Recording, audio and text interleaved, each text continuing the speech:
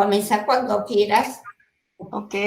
Lo que te pido es que te identifiques de qué institución sos y el Ajá. tema. Bueno, muchas gracias. Bueno, ¿me ven? ¿Me escuchan bien? Yo creo que allí se está compartiendo perfectamente la pantalla. Eh, bueno, mi nombre es Axi Serpa de Hurtado. Soy economista y magíster en economía de la Universidad de los Andes y actualmente soy candidata a doctora en Relaciones Internacionales de la Universidad Católica de Córdoba y en el doctorado de Ciencias Organizacionales de la Universidad de los Andes. Bueno, pertenezco a diversas redes y para mí, bueno, es un gusto, un honor y un placer volver a verlos en esta oportunidad, bueno, en el tercer Congreso Latinoamericano de Integración Regional para dar respuestas a los desafíos del regionalismo en un mundo cambiante.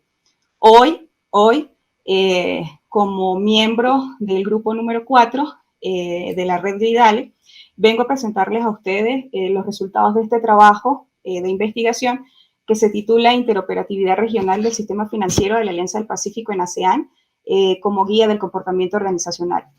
Bien, si se entiende por interoperatividad como la capacidad de comunicar y ejecutar, no regresa, como la capacidad de comunicar, ejecutar, programar y transferir datos entre varias unidades funcionales que no tienen necesidad de conocer las características de estas unidades, pero que expresa la capacidad universal para intercambiar datos que posibilitan compartir información y conocimiento, ello unido a los acuerdos de integración, Alianza del Pacífico y ASEAN, nos permite expresar que el comportamiento organizacional dentro de la interoperatividad habla de la intermediación de información para coordinar operaciones, para lo cual en el marco normativo o no del acuerdo de integración ha permitido que las startups de fintech coordinen el comportamiento de los usuarios, que arrojan información financiera, de seguridad, de créditos, de pagos, de transacciones, transferencias transfronterizas que en general especifican no solo una nueva cultura corporativa, sino el uso del servicio digital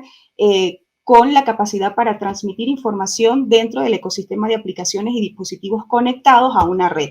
Se mencionaba coordinación de operaciones digitales financieras nos permiten representar los fines de la interoperatividad en la medida que existe capacidad organizacional para ejecutar el real intercambio de información entre agentes, actores, instituciones que componen asimismo el sistema financiero. De esta manera, el objetivo general de esta investigación ha sido o es establecer un argumento teórico acerca de la interoperatividad regional del sistema financiero en la Alianza del Pacífico y en ASEAN como guía del comportamiento del comportamiento organizacional. En la siguiente, estoy acelerada porque son 12 minutos.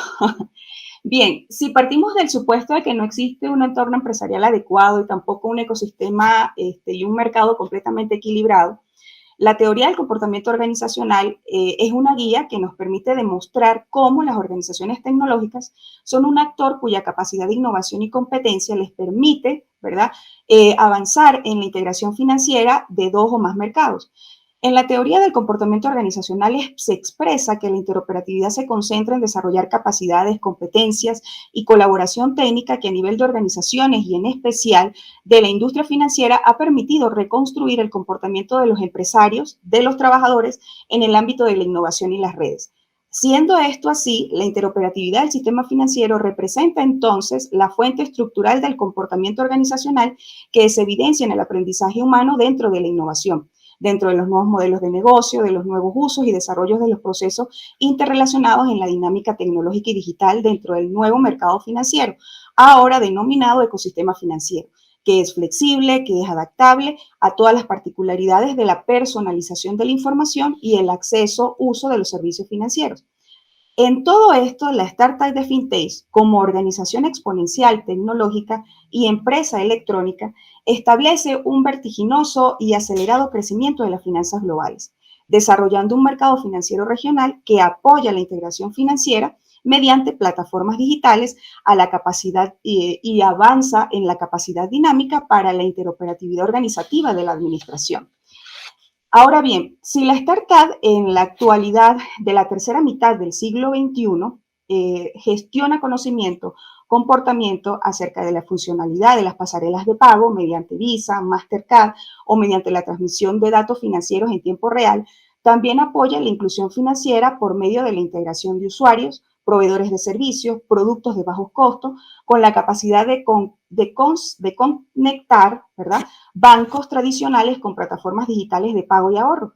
También, asimismo, apoya el sistema de pagos mediante los pagos móviles, pagos digitales, habilitados por la tecnología inalámbrica de los dispositivos que nosotros conocemos, mediante los cajeros automáticos biométricos, la autentificación con token en los dispositivos móviles, las tecnologías portátiles y la autentificación biométrica múltiple. Siendo esto así, dentro de los acuerdos de integración de ASEAN y la Alianza del Pacífico, todo ello ocurre en el marco de las tecnofinanzas, que ha sido capaz de crear nuevos negocios y productos denominados como soluciones de red en ecosistema. ¿Cuáles? ¿Cómo? La banca con las finanzas personales digitales, los pagos y los préstamos, los seguros con los nuevos productos personalizados, el aprovechamiento de datos, la distribución digital de servicios automatizados, gestión de siniestros y gestión de diversos activos digitales que hablan de la distribución o que hablan de la gestión de carteras en inteligencia artificial, en intersectorial, en espacios como los mercados de capitales, el corretaje o el reciente desarrollo de RedTech. Bueno, continuando en la siguiente lámina, ¿verdad? Les puedo mostrar aquí o les presento el camino para establecer el argumento teórico acerca de la interoperatividad regional del sistema financiero ASEAN y Alianza del Pacífico. Allí ustedes pueden ver en las tres columnas el ámbito, el indicador y el modelo del comportamiento organizacional sobre el cual se valora la participación de las startups de fintech dentro del acuerdo de integración.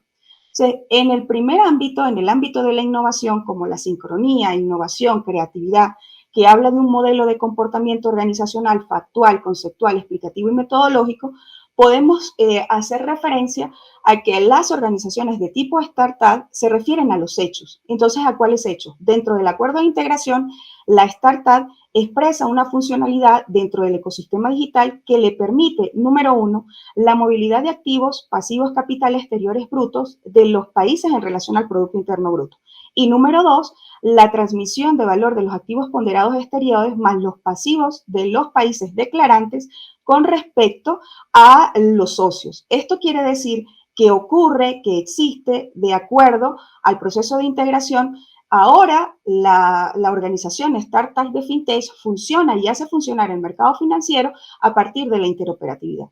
En el segundo ámbito, en el ámbito de las redes, que habla de la capacidad de sincronizar, la innovación, la capacidad de aprendizaje, el capital intelectual, el poder de intraemprendimiento, ¿verdad?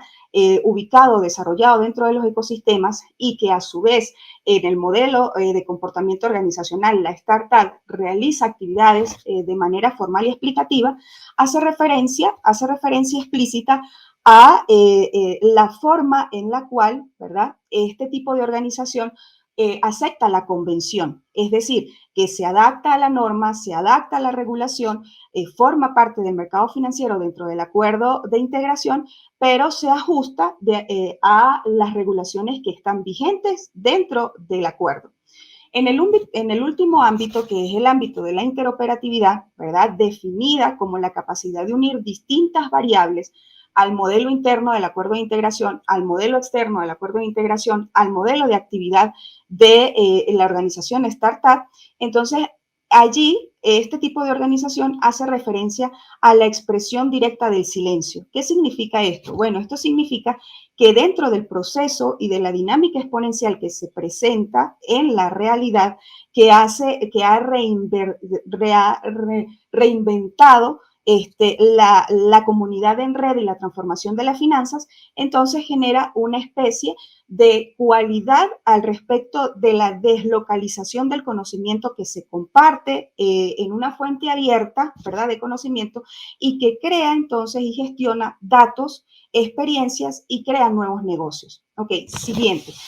En la siguiente lámina ustedes pueden observar cómo se ejecuta como guía de comportamiento en la interoperatividad las actividades de las startups de fintech en la ASEAN y en la Alianza del Pacífico. Para el caso de la ASEAN, en este acuerdo de integración se parte del lema de que nadie se queda atrás. ¿Qué significa eso? Bueno, Significa que dentro del acuerdo de integración se han coordinado esfuerzos multisectoriales bajo el Índice de Integración Digital, el EIDI, que buscó evaluar la integración financiera en toda la región. O sea, el objetivo específico era identificar los fallos dentro del proceso y además avanzar hacia la mejor sincronización y coordinación de esfuerzos para todos los Estados miembros de este acuerdo de integración.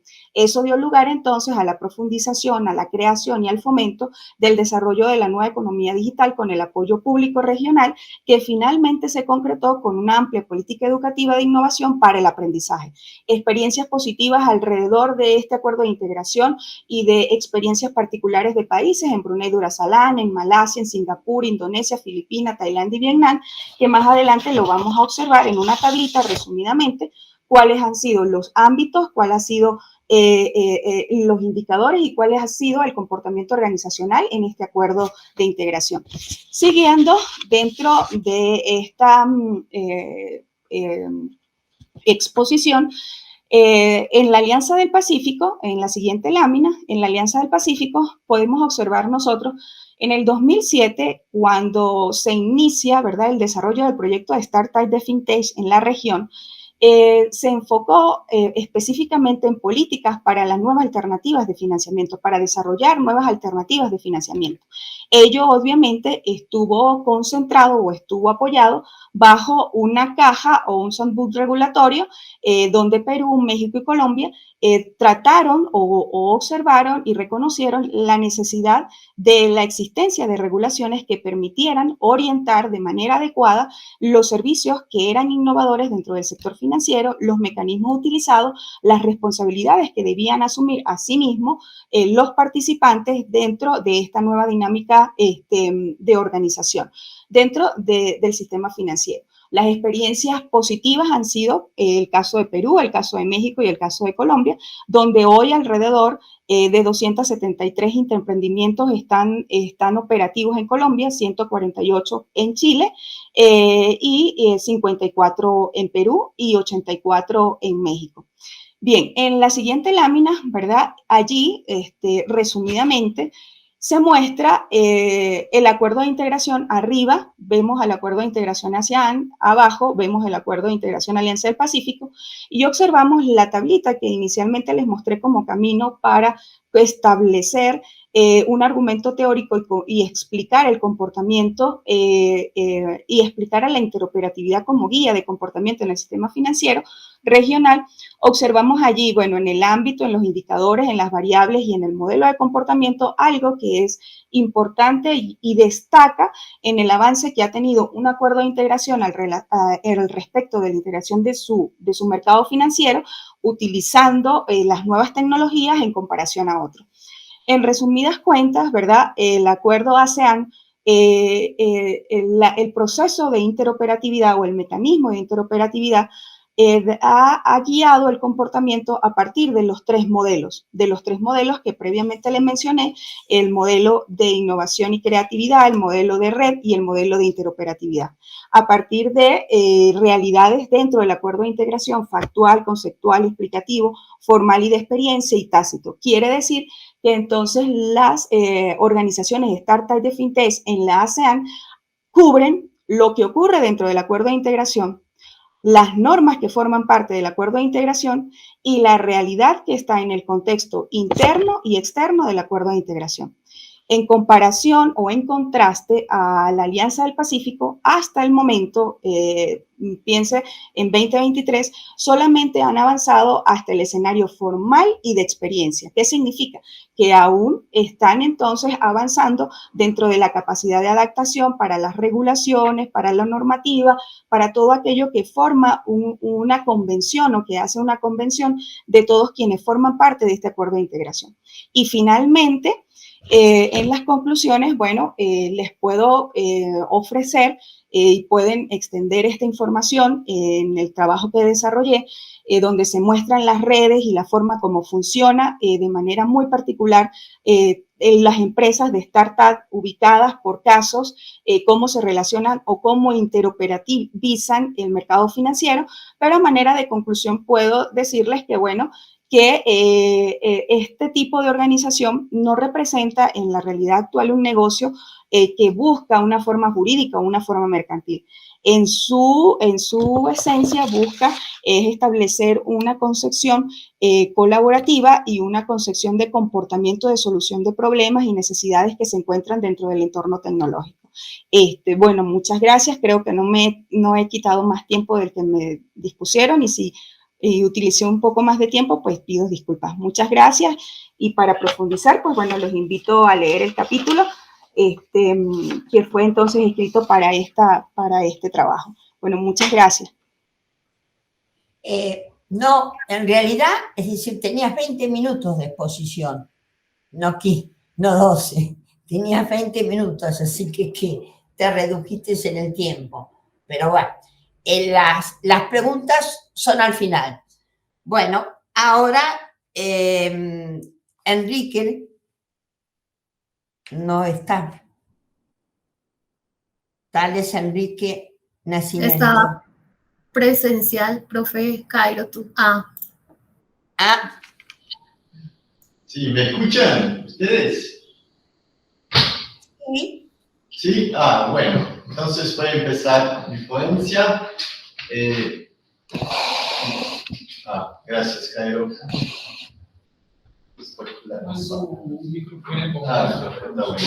Bueno, voy a empezar entonces mi presentación. Yo soy Thales Simoes, yo soy doctorante en Geografía Política en la Universidad de São Paulo, y hoy vengo a traer un estudio comparativo entre ASEAN y Mercosur. A ese tema me dedico y vengo a compartir con ustedes algunos desarrollos. No sé si alguien ha visto ayer la presentación de la profesora Rita Cataloni, que también ha hecho esta comparación entre ASEAN y Mercosur, pero yo traigo una perspectiva más geopolítica. ¿Sí? Sabemos que estas dos organizaciones tienen trayectorias muy distintas, ¿no? Y ambas tienen orígenes claramente geopolíticas. ASEAN, por ejemplo, fue formada en agosto del 67, ya en un ambiente de efervescencia geopolítica en medio de la Guerra Fría y tras la Segunda Guerra Mundial, que fue cuando empezaron sus procesos de independencia. Entonces salieron del yugo de las potencias coloniales, inglesas, holandesas, francesas, estadounidenses, en el caso de Filipinas, y se confrontaban muchas amenazas de orden de las potencias extrarregionales y también a nivel local, ¿no? Con las amenazas de separatismo, así que tendrían que obtener una legitimidad política, una conquista de la soberanía, de su integridad territorial. Y ASEAN se presentó como un baluarte ante estas amenazas. Pero también fue formada durante la guerra de Vietnam, así que también había la amenaza comunista, la teoría del dominó, así que cuando fue formada, solo 5 países, hoy son 10, ¿no? Solo 5 países, Indonesia, Tailandia, Malasia, Singapur y Filipinas, y tenían como enfoque claramente la seguridad, aunque la declaración de Bangkok, el documento fundador, hablaba de cuestiones culturales, sociales y económicas, ¿no? Puse ahí también el Tratado de Amistad y Cooperación, porque donde están plasmados los principios que rigen a ASEAN, como la soberanía, la integridad territorial, el principio de no injerencia en el asunto interno de los estados, la solución pacífica de controversias, y esto es muy importante, como vamos a ver más adelante, pero cuando fue creada y hasta hoy, ASEAN tiene una debilidad institucional, ¿no? Porque fue creada con mucha flexibilidad, informalidad, todo basado en consulta y consenso, y a eso le denominamos ASEAN Way.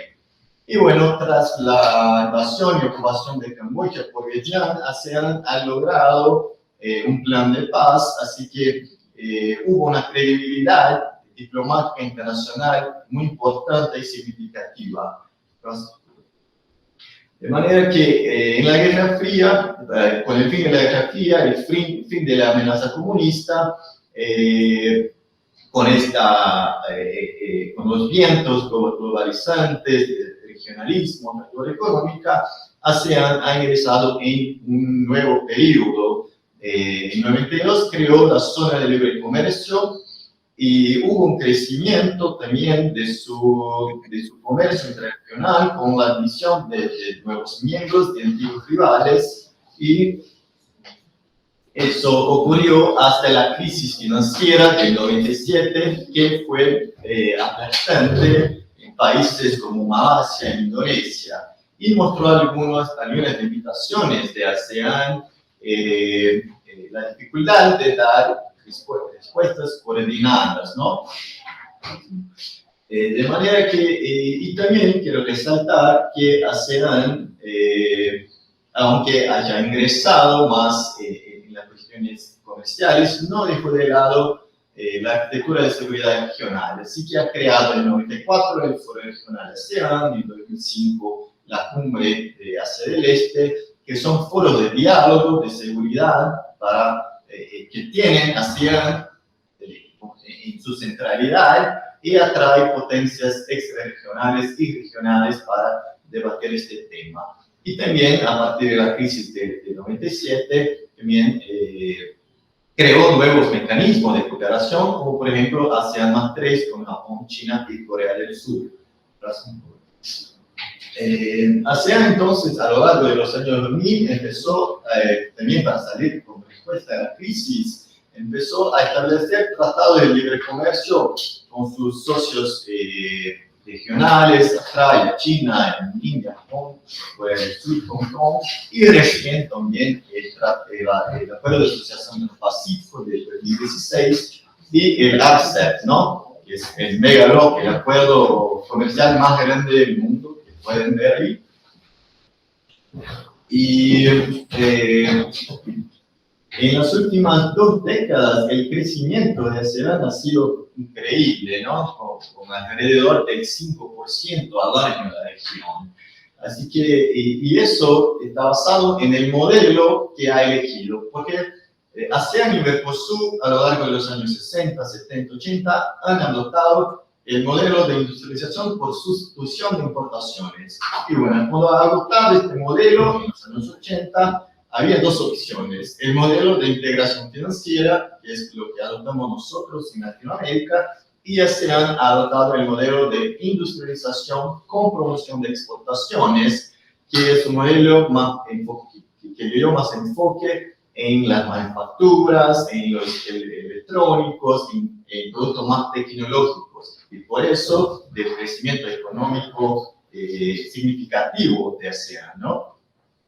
Y, a ver, siguiente, y bueno, se ha convertido ASEAN en 2020 el principal socio comercial de China. Dejó para atrás la Unión Europea, ¿no? Para que tengamos una idea de este crecimiento económico tan importante. Y, a ver, el próximo, pero también podemos decir que hay muchos retos a nivel de social, de desarrollo social, muchas discrepancias también, no solo en cuestiones como religiosas, lingüísticas, culturales, de sistemas políticos, sino también de desarrollo económico. Si ustedes pueden ver el PIB per cápita, Singapur y abajo de Myanmar, de Camboya, hay una discrepancia muy grande. Eso no ocurre, por ejemplo, en Sudamérica, aunque en términos absolutos, sí, la economía de Brasil es mucho más grande, pero el PIB per cápita no se ve eso tanto, ¿no? Pero también tiene ASEAN hoy, hablando de geopolítica, tiene muchos retos porque está hoy en el ojo del huracán geopolítico, ¿no? Es en el centro de la disputa estratégica de China y Estados Unidos. Así que hay desafíos como las incursiones de China en el mar de China Meridional y también en esta disputa el cerco que intenta hacer Estados Unidos de China con sus aliados y estas organizaciones minilaterales como el Quad, con India, con Japón, con Australia, y también los submarinos nucleares de Australia también, que causan preocupación a ASEAN. Y algunos de los retos, además de la disputa en Estados Unidos, también tenemos la crisis de Myanmar, un escenario de casi guerra civil, ¿no? Que ASEAN no ha logrado resolver, tal vez por aferrarse de modo muy fuerte en los principios de no intervención, de soberanía. Hay también disputas fronterizas, cuestiones de seguridad no tradicional, el separatismo, el terrorismo, desastres naturales como el tsunami de 2004, que creo que todos se acuerdan de su magnitud, y también, bueno, como dije, y la debilidad institucional del bloque, ¿no? ¿Puedes pasar, por favor? Y Mercosur, que voy a hablar un poco más en pasant, que esto ya conocemos más, también surgió un proceso geopolítico de las rivalidades, sobre todo entre Brasil y Argentina, en el ámbito de la Guerra Fría, de las dictaduras militares, así que con el proceso de redemocratización, también para combatir la crisis económica, la década de 80, la década perdida, ¿no? Y entonces esto impulsionó a establecer acuerdos bilaterales entre Brasil y Argentina, y con el fin de la Guerra Fría, con la adopción de republicanos liberales, hubo entonces la firma del Tratado de Asunción en el 91, que ya era muy ambicioso, que deseaba ya formar un mercado común. Y aunque Mercosur sea hoy una unión aduanera muy imperfecta, tiene el objetivo de llegar a un mercado común. ¿Cuándo? No sabemos. Pero al contrario de ASEAN, que es una zona de libre comercio de poca de integración mucho más baja, de una complejidad mucho más débil, y quiere estar ahí, no quiere evolucionar hasta un mercado común, una unión económica, nada más, ¿no? Así que, bueno, de forma muy rápida también, Mercosur se puede dividir en tres periodos: la década neoliberal, de los años 90, cuando hubo un crecimiento del comercio interregional, pero también con la adopción de las políticas neoliberales, dejó también muchas dificultades, y las crisis económicas de Brasil y Argentina lo expusieron de forma muy ilustrativa.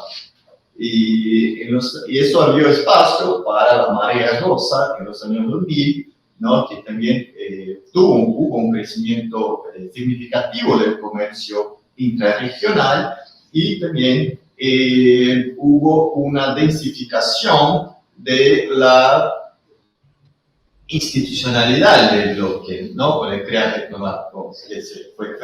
el Parlamento, un tribunal permanente, institutos sociales, de derechos humanos, el FOSEM también. Así que a lo largo de los años 2000, el crecimiento de Mercosur fue similar al de ASEAN, como se puede ver en el gráfico, ¿no?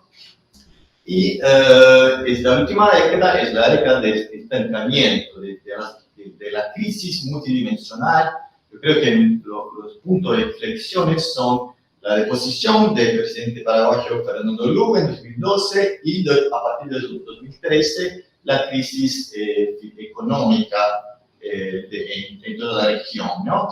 Y con la deposición de Lugo hubo el ingreso polémico ahí desde Venezuela, también la deposición de la presidenta brasileña, y el ascenso de gobiernos de derecha que preconizan todavía una flexibilización del Mercosur, como por ejemplo la calle Paul, que quiere establecer un tratado de libre comercio de Uruguay con China, ¿no? Y eso puede claramente erosionar el Mercosur como bloque.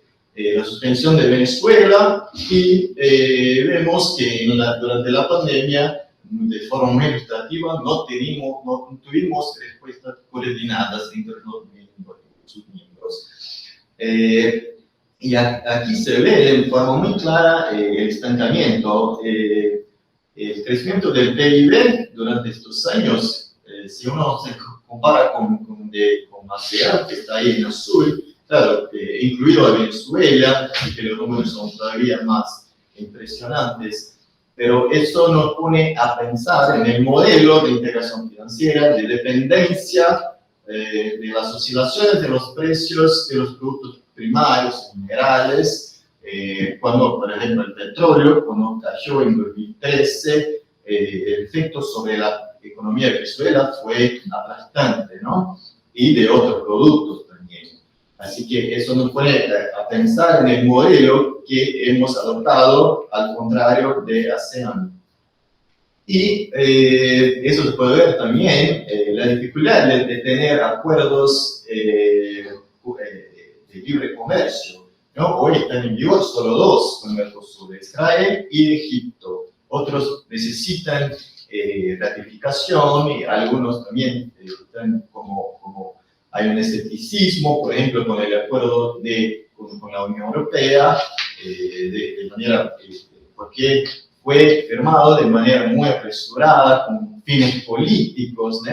de Bolsonaro, de Macri en aquel periodo, y al contrario de ASEAN, que tuvo una abertura comercial mucho más grande y significativa, ¿no?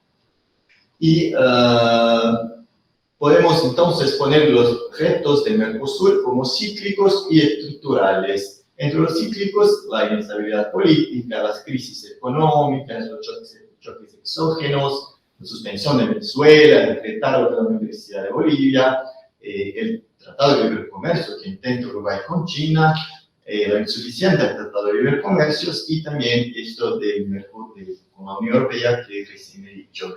Y entre los estructurales, el factor China, ¿no? Que yo creo que el ascenso de China es el marco geopolítico y económico más increíble de las últimas décadas, pero con su fuerza económico-comercial, está explicando los flujos comerciales dentro de Mercosur. Así que Brasil antes era el principal socio comercial de todos todos los miembros, pero China ha desplazado a Brasil en 2013 con Uruguay e en 2020 en Argentina. Las asimetrías también, pues Hossein no ha logrado resolver la cuestión estructural, la infraestructura regional, física, energética, y como he dicho, el modelo de integración financiera que hemos elegido. Y ahí se ve que el comercio internacional de Mercosur hoy está alrededor del 13%, en comparación con ASEAN, el 25%, en comparación con NAFTA, que ya no es más NAFTA, 50%, 63% de la Unión Europea, así que se nota, es muy emblemático ese estancamiento con estos datos.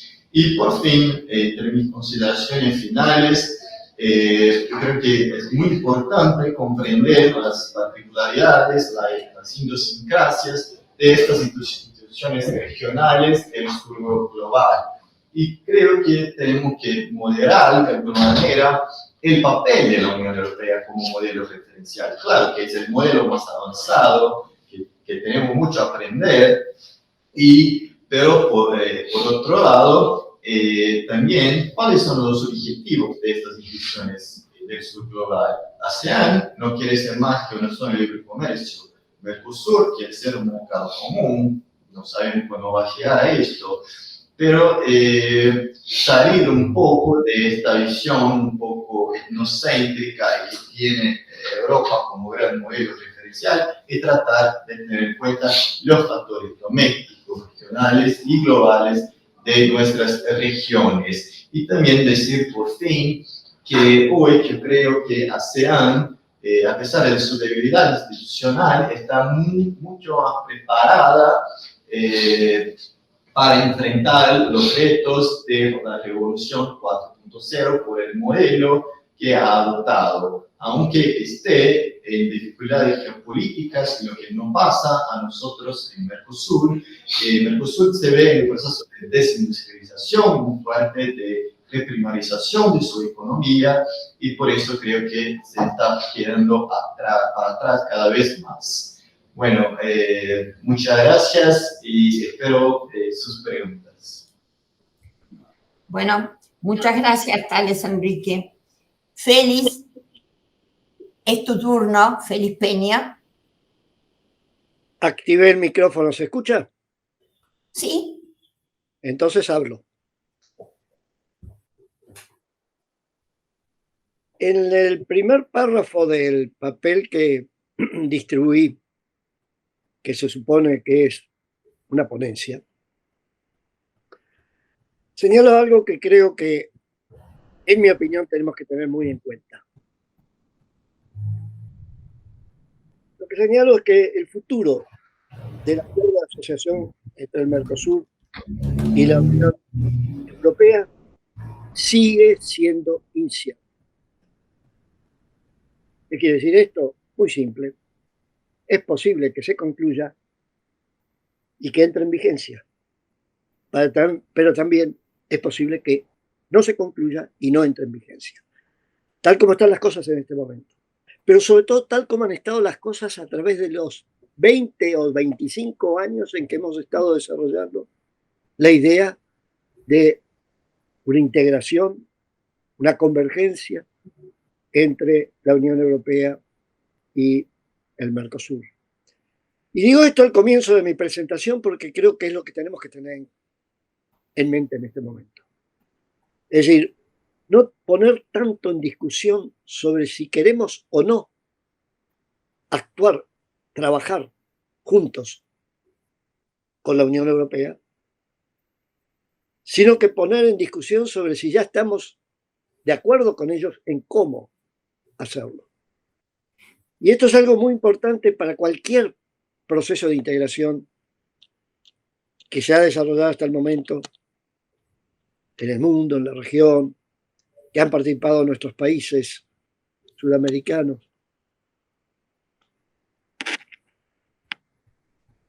Que es la distinción, o que lleva a la distinción entre lo que podemos llamar la dimensión existencial y la dimensión metodológica. La dimensión existencial implica responder bien una pregunta. ¿Es que queremos trabajar juntos? Trabajar juntos puede implicar, siguiendo modelos existentes, una zona de libre comercio, una unión aduanera, un mercado común. O podemos, como aquí se ha señalado, inventar otras modalidades que sean compatibles con las modalidades que tenemos de trabajar juntos con otros países. Esto es, por ejemplo, con los acuerdos de alcance global, como pueden ser los acuerdos de comercio de la Organización Mundial del Comercio.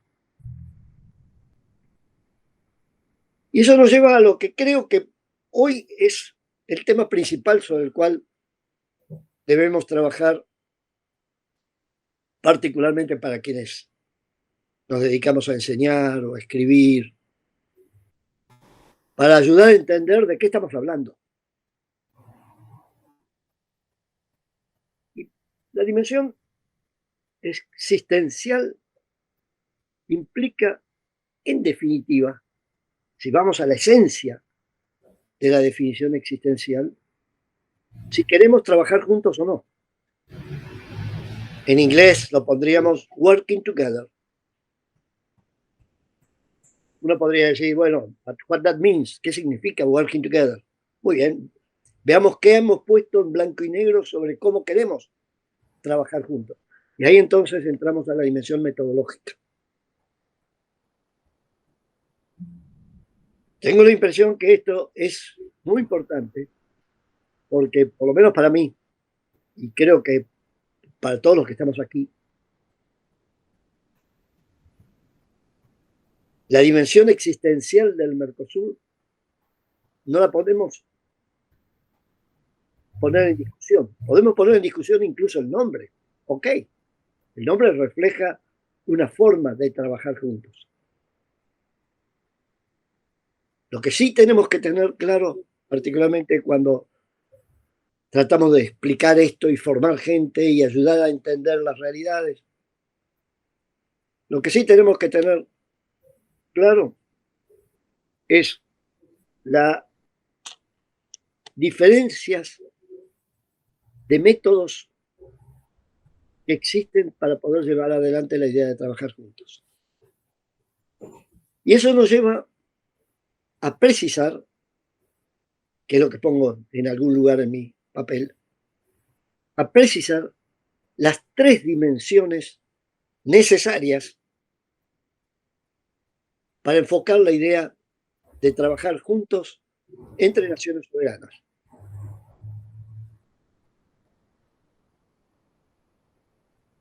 La primera dimensión, no sé si siempre debería ser la primera, pero es la primera en la realidad, es la dimensión política. Que no se trata solamente de que cuando hablamos con quien preside un país, estamos hablando en términos de política, sino que se trata de algo que hace a la esencia misma de aquello que nos lleva, tanto en el plano internacional como en el plano local de nuestra ciudad, a trabajar juntos con vecinos, con contiguos. Pero si no es muy difícil trabajar juntos. La dimensión política.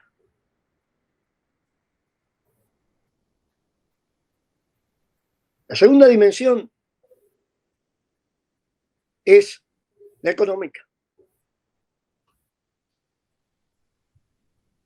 ¿Por qué queremos trabajar juntos? En la dimensión política va a ser, bueno, porque podemos tener mejores relaciones con países con los cuales tenemos que tener buenas relaciones.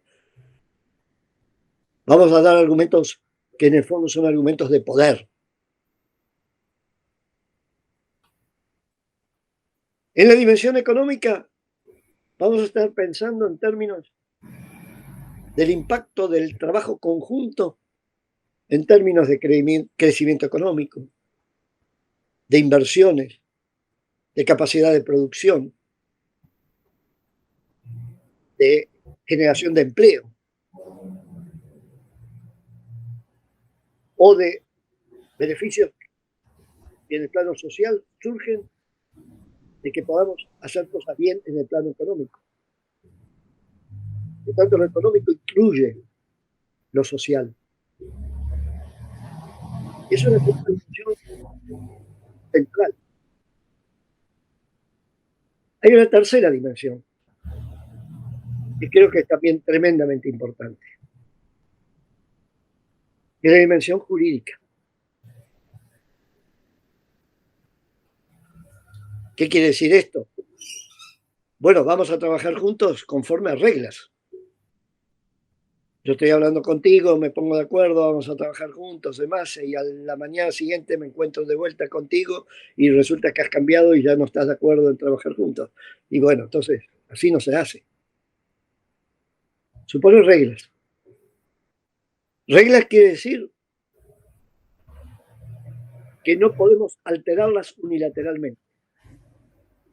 Ese es el pacto esencial que hacemos cuando hacemos un pacto de working together con otros países. Y reglas que de alguna manera pueden tener o no, reflejar o no modelos preexistentes. Vamos a hacer una unión aduanera. ¿Qué tenemos en mente? Puede ser o no lo que hizo en su momento la Unión Europea. Pero quienes se especializan en reglas le dirán, bueno, no hay nada que me obligue a hacer las cosas de la misma manera que otros, salvo que yo tenga otras reglas que me están impidiendo pactar este tipo de reglas. El punto central de lo que estoy señalando es de que si estamos de acuerdo de que lo que estamos discutiendo entre nosotros hace a la dimensión metodológica de aquello que queremos hacer juntos, esa dimensión metodológica tiene que reflejar necesariamente un acuerdo en lo político un acuerdo en lo económico y un acuerdo en lo legal. Uno podría decir, pero ¿por qué los tres? Bueno, porque es así.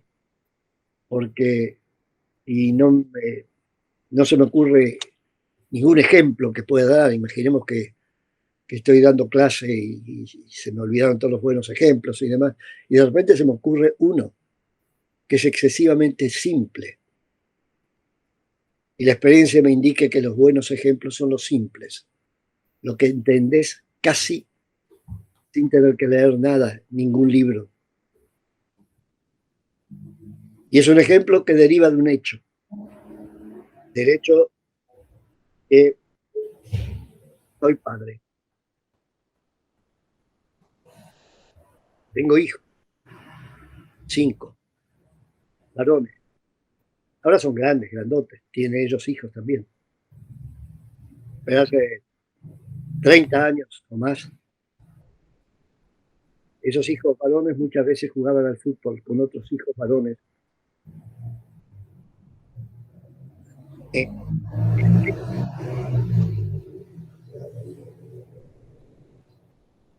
Y era fácil explicarles las 3 condiciones para que te vaya bien jugando al fútbol.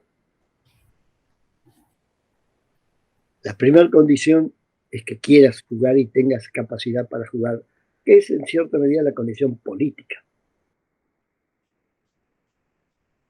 La segunda condición es de que estés consciente de qué significa jugar al fútbol y ganar. O tienes que hacer goles.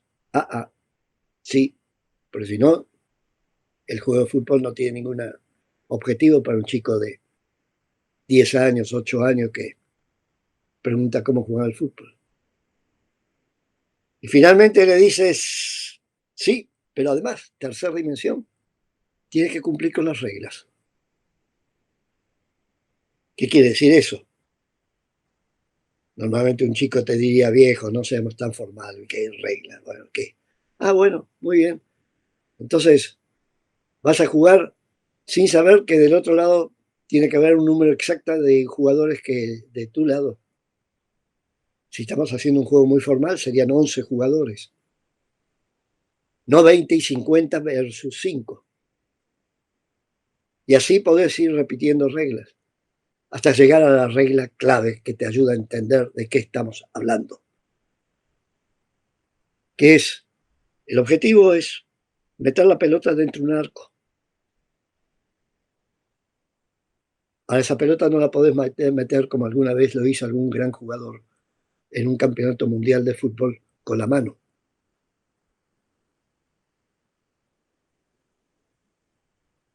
No puedes jugar al fútbol con las reglas del rugby, por ejemplo. Bueno, esto que parece muy simple es quizás ir a la esencia de lo que estamos discutiendo hoy entre nosotros en el so-called Mercosur, que nada nos obliga a seguir llamando los Mercosur, ¿o sí? Lo que se está discutiendo hoy con respecto a UNASUR demuestra cómo los países son como los chicos, a veces van cambiando de objetivos, mentalidades, etc. Y que de alguna manera eso haga que si no quiero seguir participando de la idea del working together, imaginemos que me pregunta, ¿y entonces qué puedo hacer? Y la respuesta siempre se da con ejemplos prácticos, concretos. Hermano, si no te conviene, no querés seguir participando. El modelo de cómo hacer estas cosas, para bien o para mal será, pero es el modelo llamado la Unión Europea, te da la respuesta. Si no te conviene, te vas. Es decir, el Brexit es factible, te vas. Eso sí, probablemente en el proceso formativo de la gente y de los países hay que, de alguna manera, recordar que el Brexit no necesariamente te lleva al éxito. Y entonces te lleva a algo que hoy en día están discutiendo más los europeos que antes, que es lo que tenemos que discutir no es la integración, sino la desintegración, los efectos de no integrarnos. Pero de todas maneras está la posibilidad del Brexit. Imaginemos que no, que estamos totalmente de acuerdo, queremos seguir trabajando juntos, no cambiemos nada. Muy bien, pero las reglas no te permiten hacer eso. Y uno podría decir, ¿pero quién dice que las reglas no te permiten hacer eso? Bueno, para eso tenés especialistas que de alguna manera dicen que hay un tratado, en este tratado dijo que tiene que haber un arancel externo común, en este tratado dijo la reciprocidad de intereses entre los países participantes.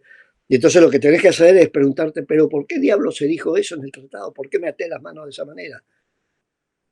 Y entonces si sabes algo de lo que pasó, podés recordar, bueno, en 1990-91, cuando se formó el Mercosur, de alguna manera había dos países que habían estado alguna vez en curso de colisión, que podía decirse curso de colisión nuclear, y que de alguna manera llegaron a la conclusión en los años 70 con presidentes inteligentes como Alfonsín y Sarney, de trabajar juntos y se ataron de alguna manera para no hacer las cosas como, para evitar que todo eso llevara a enfrentamientos, a violencia. Y de ahí se genera un compromiso que está escrito, que no lo puedes eliminar unilateralmente, o peor aún, no lo puedes eliminar aun cuando se ponen de acuerdo y lo eliminamos. Hagamos como que no se escribió eso, porque inmediatamente surgiría la pregunta, quiere decir que no hay reglas. Que las reglas están, pero las podemos modificar unilateralmente. Y entonces, ¿qué me garantiza si es que hay lo que lleva a las reglas, disparidad de poder relativo entre los países que participan de esa idea del working together? ¿Qué me garantiza que el más grandote o los más grandotes un día me van a cambiar las reglas y me dejan afuera? Entonces, siendo así, llegas a la conclusión, hermano, no hay otra solución que cambiar las reglas. Muy bien, se cambian las reglas. Se convoca una conferencia diplomática, el Tratado de Asunción así lo permite, etcétera, etcétera, y se cambian las reglas. Listo. Y de repente te das cuenta, no, pero no se quieren cambiar las reglas. ¿Será porque algún país, o todos, saben de que una cosa es que el Poder Ejecutivo decida cambiar las reglas y cuando llega al Congreso, el Congreso le dice, no, no te lo apruebo? Y entonces viene la tercera forma de encarar el problema, que tiene un nombre muy apropiado al ámbito en el cual hoy estamos haciendo esta conversación. Brasil, la cultura brasileña, que ha introducido la figura del jeitinho. Bueno, siempre va a haber un jeitinho, una forma de hacerlo sin que implique cambiar las reglas. Bueno, ¿no será que en materia de progreso del Mercosur no ha llegado la época, el momento de pensar en qué forma podemos adaptar la metodología del working together sin cambiar necesariamente las reglas, pero sin violar las reglas? Y eso implica lo que es la esencia de la relación política hoy en día, de la diplomacia, de la política internacional, que es conversar, dialogar. Mira, yo lo veo de esta manera, bueno, llegamos a un punto de acuerdo. Y así tengo la impresión, y termino, de que en el Mercosur estamos en este momento, Mercosur-Unión Europea, en esa etapa. Porque tengo la impresión de que lo que estoy señalando también es aplicable al plano intraeuropeo. Y esto es otro tema, pero me da la impresión que si yo estuviera negociando diría, no puedo imaginar que me van a aceptar cualquier cosa, porque ellos también tienen que negociar con muchos, tienen que evitar precedentes, etcétera, etcétera. Y tienen reglas. Por lo tanto, y termino, creo que el tema central de quienes nos dedicamos a estos temas en el Mercosur es hoy imaginar jeitinhos, forman que podemos seguir trabajando juntos sin aplicar en la interpretación de las reglas que tenemos o en la formulación de nuevas formas de trabajar juntos, criterios excesivamente rígidos. Implica eso tener bien claro cuál es la esencia de trabajar juntos. Y la esencia de trabajar juntos es lo mismo que se da en un equipo de fútbol. No seamos tramposos. Hablemos con claridad y con franqueza. Y la pregunta que dejo planteada aquí, porque ya se culminó mi horario, es, ¿tenemos claro que ese es el problema que tiene el Mercosur en este momento? Hablar claro y con franqueza sobre cómo adaptarnos para poder mejor navegar el mundo que queremos navegar. ¿Tenemos claro el diagnóstico de ese mundo? ¿Tenemos mecanismos que nos permitan estar reexaminando continuamente el diagnóstico del mundo en el cual nos insertamos, en la región en la cual nos insertamos? Tenemos claras las 3 ventajas competitivas que tenemos en la región sudamericana. Si me meto en la latinoamericana se me complica un poco, pero si meto en la sudamericana tenemos 3 ventajas competitivas, porque en el fondo es trabajar juntos para mejor competir. 3 ventajas competitivas. La primera ventaja competitiva es que somos una zona de paz. Uno podría decir, bueno, pero eso todo el mundo dice que son así. Sí. Veamos lo que está discutiéndose hoy en día en relación a la guerra de Ucrania. El tema de recursos nucleares o restos de recursos nucleares como factor para incidir en el diálogo político y en las definiciones políticas que se tomen entre un grupo de países. El acuerdo y los acuerdos de la década del 70, del 80, entre Argentina y Brasil, hicieron o hacen que esa hipótesis de tener una idea de una eventual colisión nuclear en la región sudamericana está excluida. Lo cual no quiere decir que está excluida definitivamente. Digo que en este momento y en los tiempos razonables está excluida, no así en otras regiones. Segunda ventaja competitiva que tenemos, que parte de un buen diagnóstico que podamos hacer y que todos tenemos en la cabeza de lo que es el mundo actual y de lo que va a seguir siendo el mundo, con más razón todavía en el futuro, es que somos una región mestiza. Mestiza quiere decir no solamente en lo cultural, en lo racial, bueno, también somos mestizos en ese sentido. Tenemos de todo. Sí, no que tenemos la capacidad para manejarnos con diversidades. La diversidad es de la esencia misma de la región sudamericana. Y somos, en tercer lugar, una región que tenemos claras ventajas competitivas en temas que son centrales para la competencia global. Por ejemplo, alimentos, minerales, y no solamente el litio, minerales, la sensibilidad o no al cambio climático. Hay una serie de ventajas que tenemos que aprovechar.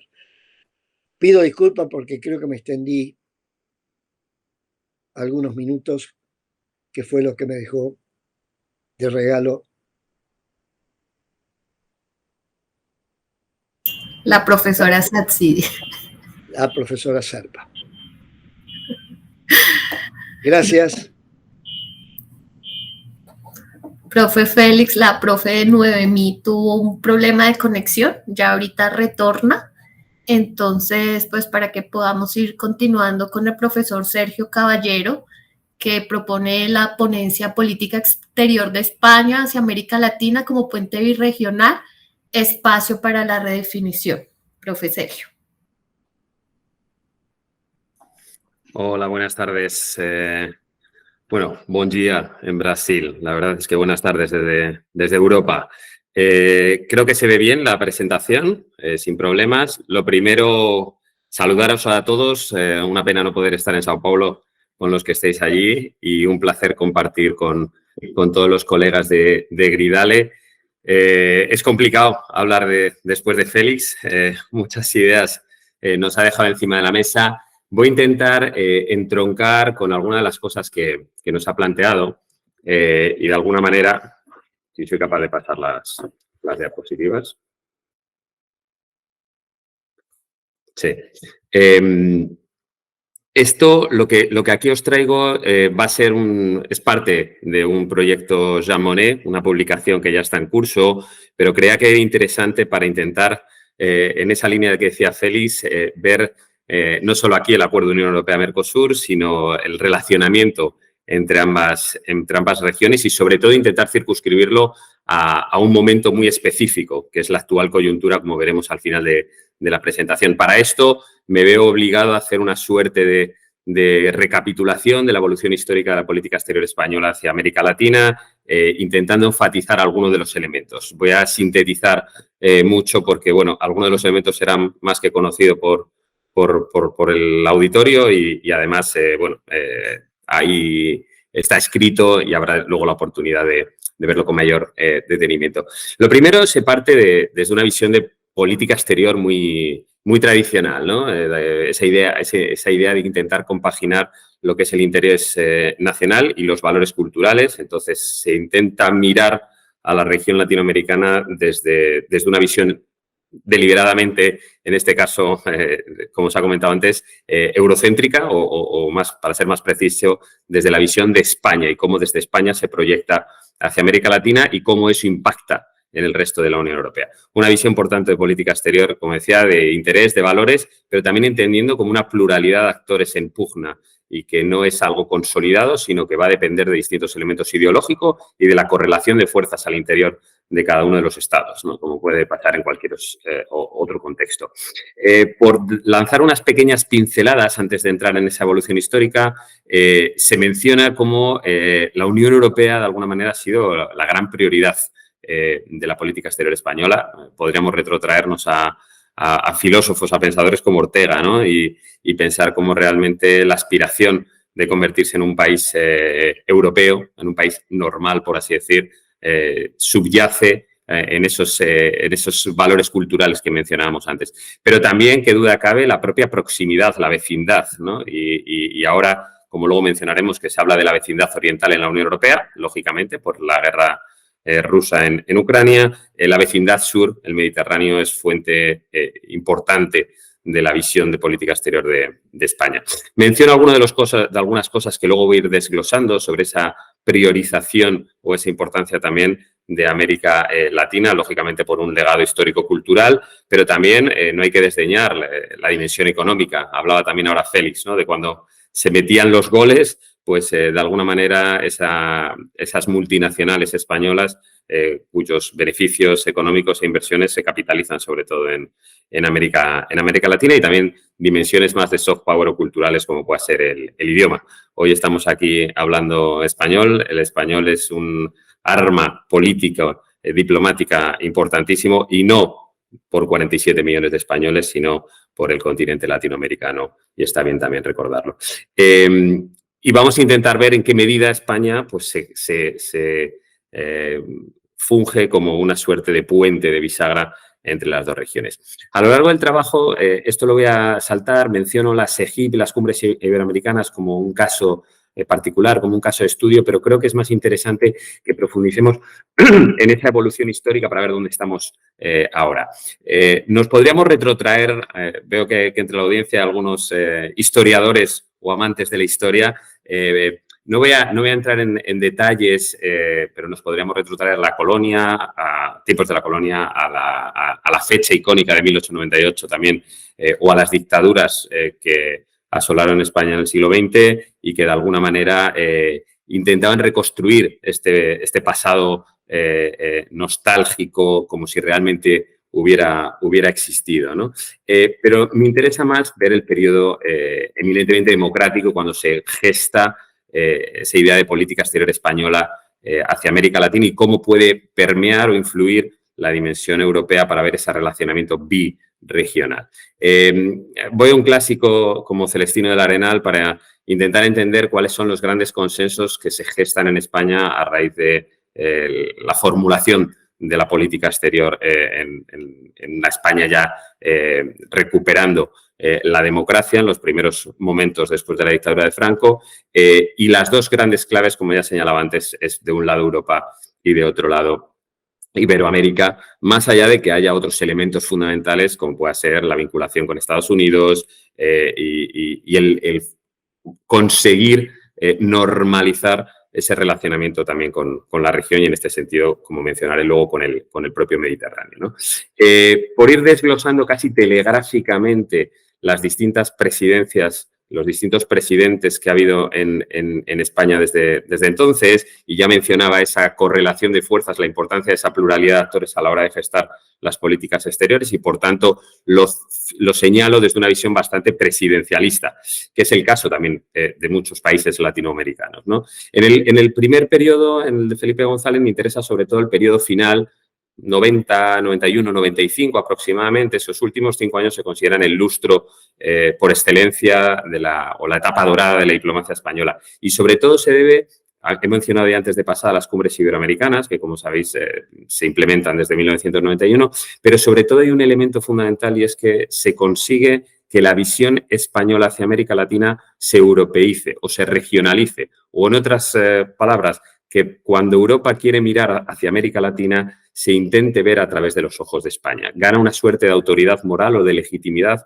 a la hora de opinar, de acercarse, de ser el altavoz o el vehículo para llegar a la región latinoamericana y funge ese proceso que decía, esa actuación como bisagra entre ambas regiones. No entro en mucho más detalle. Es verdad que luego el gobierno de Aznar va a aprovechar e instrumentalizar esta dinámica, por ejemplo, con la posición común que consigue imponer sanciones a la Cuba de Castro y al mismo tiempo va a ser una suerte de complicación posterior, sobre todo ya en los gobiernos de Zapatero, para intentar acercarse a la región latinoamericana, como conoceréis.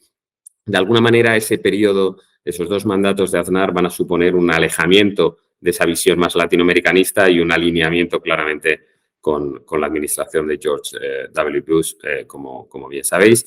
Y posteriormente me interesa cómo la llegada de Zapatero a partir de 2004, por un lado, vuelve a poner a América Latina, el multilateralismo en su conjunto en el foco, pero al mismo tiempo también se alcanzan los mayores niveles de cooperación internacional nunca alcanzados por España, con un foco muy prioritario en la región latinoamericana. Se convierte en el principal donante, el principal cooperante para América Latina. Y eso también evidencia la importancia en ese sentido de la región para España y de alguna manera intentando ponerlo en el radar europeo. El siguiente gobierno de Rajoy se va a caracterizar también, insisto, muy telegráficamente por 2 elementos. Por un lado, una suerte de ideologización. América Latina pasa a ser instrumentalizado en aras a explicar elementos de política doméstica. El caso de Venezuela creo que es muy palpable. Podríamos entrar en más detalles si alguien lo estimara oportuno, pero creo que es bastante evidente cómo las prioridades hacia América Latina se leen en clave doméstica por parte de la política española o del gobierno de Rajoy, y al mismo tiempo se ve desde una visión tremendamente pragmática y reduccionista. Hay que ver las fechas, hay que ver que el contexto también de crisis financiera internacional de 2008 es muy fuerte y las consecuencias económicas son severas en España. La principal preocupación de la política exterior española en esos términos va a ser eminentemente economicista, por decirlo de manera suave, ¿no? Y vemos en los últimos años los gobiernos de Pedro Sánchez hasta la actualidad en la que en una suerte de recuperación otra vez del multilateralismo se va a potenciar las relaciones con América Latina, que es un punto al que llegaré, enfatizaré luego.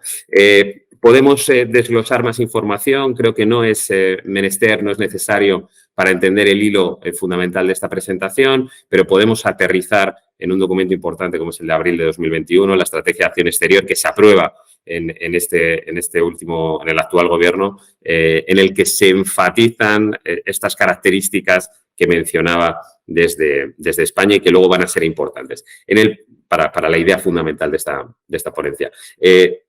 No solo en el plano español, sino que en paralelo, en el plano europeo, como es por todos conocido, se produce una serie de sucesos impulsados todavía mucho más por la invasión rusa de Ucrania, que generarán esos documentos, ya no esa European Global Strategy de 2016, sino ese giro con el Strategic Compass de 2022, en el que se enfatiza la necesidad de autonomía estratégica por parte de la Unión Europea y además, en paralelo, impulsada por el actual alto representante de la Unión Europea, un latinoamericanista y español como Josep Borrell, que de alguna manera va a potenciar esta forma de acercarse o de ver desde la Unión Europea, pero también con una mirada, que duda cabe, eminentemente española.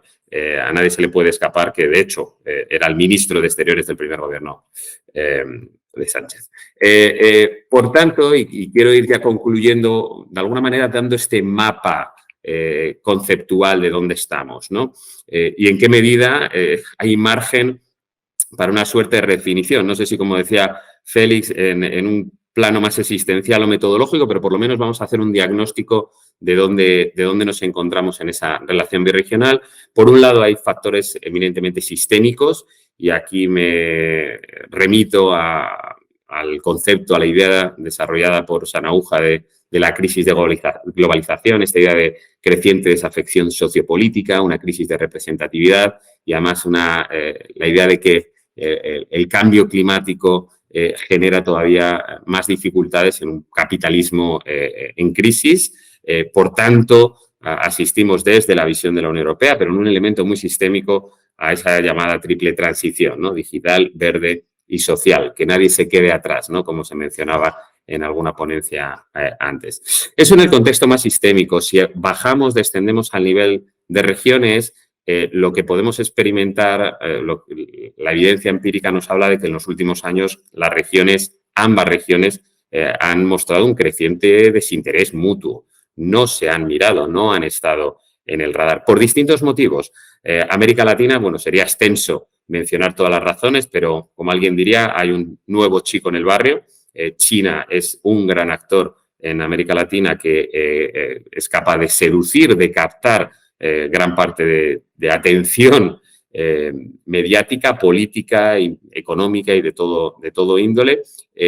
Por otro lado, siguen algunas problemáticas estructurales que creo que tampoco va a menester ahora profundizar en ella, pero que tienen que ver en algunos casos con dificultades o desigualdades estructurales, un modelo económico de desarrollo a repensar, que sigue enfatizando la reprimarización de exportaciones y otra serie de problemáticas que yo creo que son recurrentes y que podemos, insisto, comentar también luego en las preguntas. Y luego, lo que algunos apuntarían, algunos colegas como por todos conocidos, como Andrés Malamud o Esquenoni, que enfatizan también esta idea de creciente irrelevancia, que también podría ser más o menos discutida, pero de alguna manera pareciera que Latinoamérica se centra en otros ámbitos. Y paralelamente o simultáneamente, la Unión Europea, también volviendo a Ortega y Gasset y esa idea de ensimismamiento, pues ha estado unas últimas lustros, si no décadas, muy focalizada en sus propias problemáticas. Aquí menciono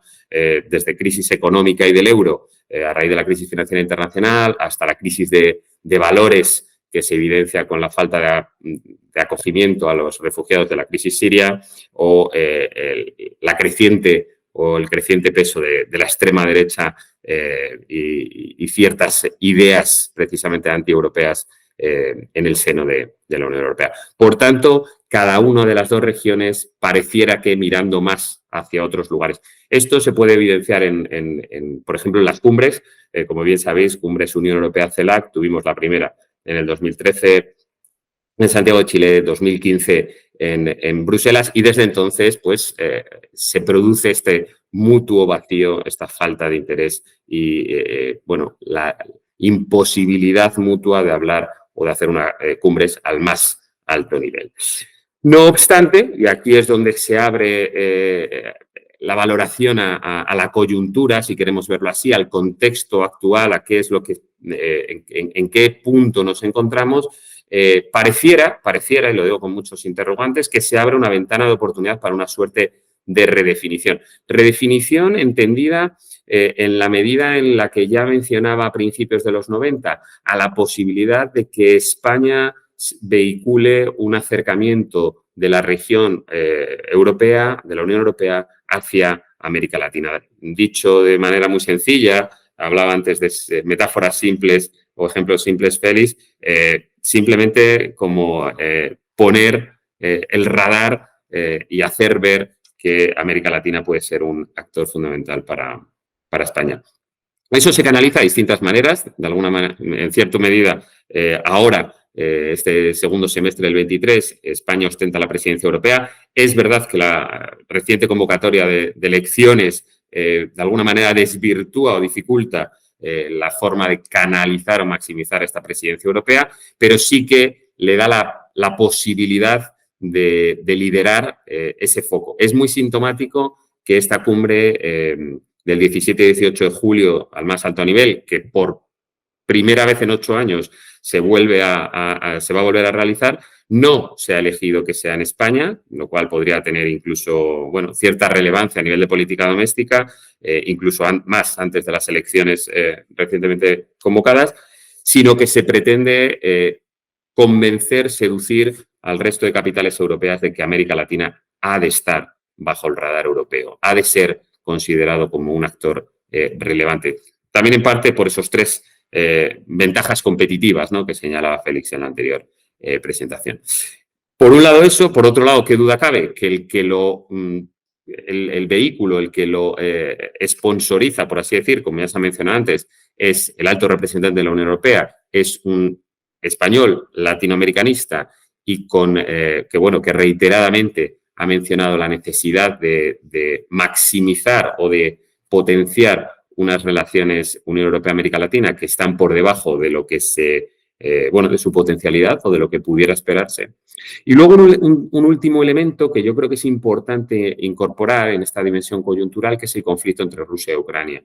Y esto conecta con lo que decía antes del Strategic Compass y la visión desde la Unión Europea. Como para la Unión Europea esta tensión en su frontera oriental obliga o impulsa todavía más, si cabe, a buscar socios fiables en el mundo. Y América Latina, sin lugar a dudas, es la región más parecida del mundo a la Unión Europea en términos de valores, en términos de cómo se acerca uno a la concepción del derecho internacional, del multilateralismo, de algunas de esas reglas que también se mencionaban antes, ¿no?, de la dimensión jurídica. Por tanto, esta pregunta, que no deja de ser una pregunta, ¿en qué medida la coyuntura nos permite pensar en una suerte de redefinición birregional? Se apoya sin ingenuidad en la idea de que los intereses son claramente divergentes. Eso no parece constatable. Las capitales latinoamericanas siguen mirando a otras latitudes, siguen pensando antes en Washington o Beijing antes que la Unión Europea cuando se habla de dimensión económica o incluso política. La penetración china en la región no es ni mucho menos solo económica, pero en una suerte de medio plazo, en una suerte de entendimiento en esas reglas de respeto a las normas, multilateralismo, derechos humanos, cómo nos concebimos en el mundo, cómo queremos huir de la posibilidad de un escenario bipolar en el que haya que optar por uno o por otro, por Estados Unidos o por China, de alguna manera coadyuva a que Europa, la Unión Europea, tenga más razones que en otros momentos, por lo menos que en la última década, para acercarse a América Latina, y también añadiría le da, añadiría lo que decía antes Félix, le da una cuarta ventaja competitiva para acercarse a la Unión Europea, por lo menos, que es la necesidad, la demanda actual que tiene la Unión Europea de buscar socios fiables, socios que aúnen esta visión multilateral y que puedan ser también votos en Naciones Unidas, independientemente incluso, insisto, de cómo se percibe la intervención rusa en algunas capitales latinoamericanas, pero sí el respeto a ciertos mínimos, en este caso, por ejemplo, a la integridad territorial o a la soberanía. Lo dejo aquí, con más preguntas abiertas que evidencias, pero intentando traer esta visión o este mapa, este diagnóstico sistémico, regional y coyuntural para intentar entender, bueno, en qué medida España puede vehicular esa suerte de bisagra que se podría remontar ya, por ejemplo, a escenarios como 1999, cuando en Río de Janeiro se firmó la Asociación Estratégica Birregional, como todos sabéis. Lo dejo ahí y perdonad si me he excedido, creo que un minutito. Perdona, Noemí. Bueno, vamos a abrir entonces el debate y las preguntas respecto a las distintas exposiciones, así que queda abierto este debate. Te pido, Catherine, que estés atenta porque acá en La Plata está fluctuando la luz, se apaga, hay corte de luz.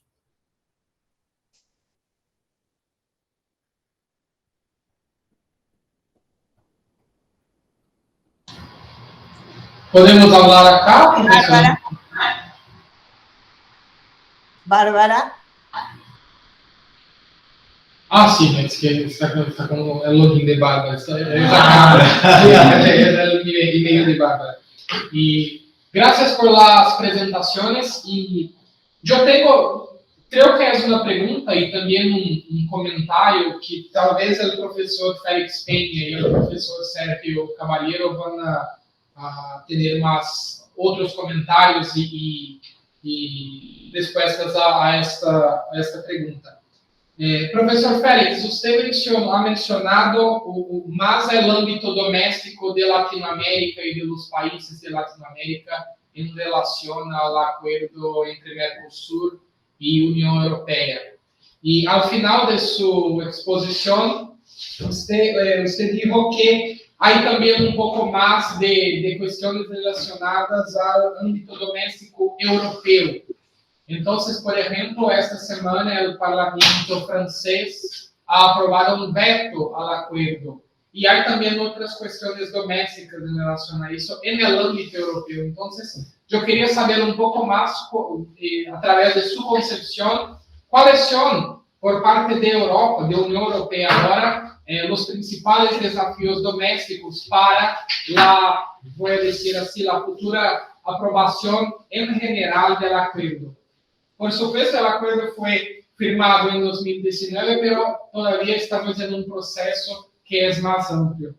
Y para terminar, el profesor Sergio ha mencionado, Sergio, la cuestión de la presidencia de la Unión Europea que España va a empezar ahora en el 1 de julio. Y me gustaría saber un poco más, ya que está hablando de España, cuáles son sus percepciones al respecto de esta nueva presidencia y si esta nueva presidencia de España en Unión Europea va a cambiar lo que usted ha llamado de este creciente desinterés mutuo entre Latinoamérica y Europa. Entonces, es eso. Muchas gracias.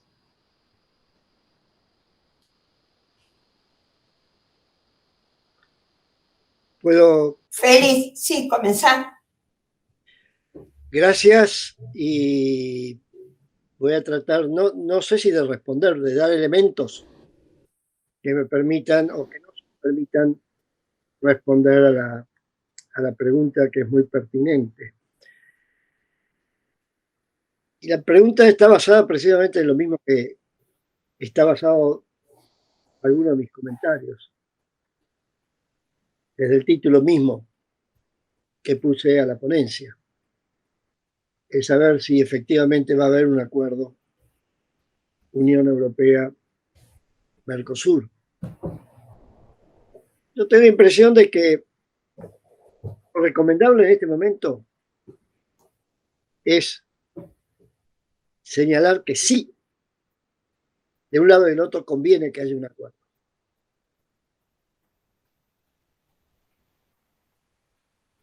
Complementado con la constatación de que ese acuerdo no puede dejar de lado todos los años de negociación que se han desarrollado. Por lo tanto, tiene que ser un acuerdo que en alguno de sus componentes esté redactado de una manera tal que quede claro que lo que se está diciendo es hacia dónde tenemos que ir y cómo tenemos que ir. Es decir, que no quede como normas jurídicas estrictas que se deben cumplir o no. Ustedes podrían decir, bueno, pero ¿dónde podés tener un ejemplo de eso? Yo tengo la impresión de que, curiosamente, en este bilateral, birregional que estamos planteando, en algunos de los puntos de redacción del Tratado de Asunción se están dando ejemplos de cómo podés hacerlo. Si uno lee, por ejemplo, el artículo 1 del Tratado de Asunción, o el tratado mismo, en distintos elementos, y que se entra a hablar del objetivo de una unión aduanera y de un mercado común. Sí, pero en ningún momento se definió exactamente qué es un mercado común. Probablemente mucha gente que participó en la negociación lo tenía muy claro. ¿Para qué lo vamos a definir? Todo el mundo sabe que es un mercado común. Bueno, depende. Puede ser que quienes han estudiado muy a fondo estos temas saben qué se entiende por mercado común. Pero en la interpretación de un texto legal, yo tengo que ir a los elementos que me da ese texto legal para poder saber qué es lo que se quiere lograr. No una definición que de alguna manera puede responder a esa pregunta para los que la leen en el momento en que se hizo la redacción. Y luego pierde valor. Entonces tengo la impresión de que lo importante es, y esto es casi, aunque podría ser irrespetuoso, un consejo a los negociadores de los dos lados. Un consejo a los negociadores. No partan de la base que el texto que van a sacar es un código del cual nadie se va a poder apartar, no. Lo que se está haciendo es lo mismo que haces cuando tienes un objetivo personal, empresarial, nacional, de llegar a un cierto punto donde de alguna manera dejas claro hacia dónde querés llegar, pero sin tener la necesidad de dejar claro qué entendés por ese hacia dónde. ¿Qué quiere decir esto? Imaginemos que nos ponemos de acuerdo que vamos a ir desde Buenos Aires por tierra a Bogotá, de Bogotá a Buenos Aires, o de Buenos Aires a Río de Janeiro, y así sucesivamente. Ciertas cosas me van a salir claras de la sola lectura de una palabra, Río de Janeiro. Bueno, ya sé, yo no puedo discutir qué es Río de Janeiro. Pero cómo llegar hasta Río de Janeiro, eso no lo puedo discutir, sino que lo puedo ir cambiando a medida que voy avanzando. ¿Cuántas veces hemos cambiado el itinerario que seguimos para llegar a un objetivo que nos trazamos en época de vacaciones? Simplemente porque vamos navegando. Para navegar se necesita tener una cierta idea de cómo navegar, hacia dónde querés llegar y dejarte navegar. Hago esta referencia porque creo que lo que necesitamos es que finalmente salga el acuerdo. Se tenga en cuenta que se necesitan algo así como 2 años para que el acuerdo entre en vigencia, y por lo tanto ciertos puntos pueden seguir siendo conversados respecto de que efectivamente esa sea la dirección que queremos lograr, que de alguna manera se haya instalado, por lo tanto, algo que está faltando, lo digo claramente, una mecánica de discusión, de conversación relativamente estable al más alto nivel político de los países de la Unión Europea y de Mercosur sobre lo que es la dimensión existencial y la dimensión metodológica. Y a cada rato estamos planteando dudas sobre si la dimensión existencial la valoramos como creemos que tenemos que valorarla, si es que vamos a entrar a definir y pulir la dimensión metodológica.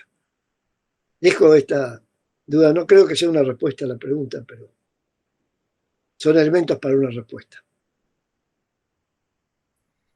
Gracias. Respondo muy brevemente entonces a lo que planteabas. Muchas gracias por la pregunta. La primera, respecto a la presidencia española y lo que se puede esperar. Bueno, la convocatoria de elecciones ha desactivado muchas de las actividades. De hecho, ayer mismo estaba en Madrid, en el Ministerio de Exteriores, en varias reuniones, y mucha gente me trasladaba que muchas de las cosas planificadas han tenido que reorganizar o bajarles el nivel, ¿no? Entonces, ya siento que alguna de las ideas que se plantean en esta presentación, en este texto, quizás han sido desactualizadas a raíz de este hecho inesperado. Pero bueno, yo creo que hay que mirarlo en su justa medida.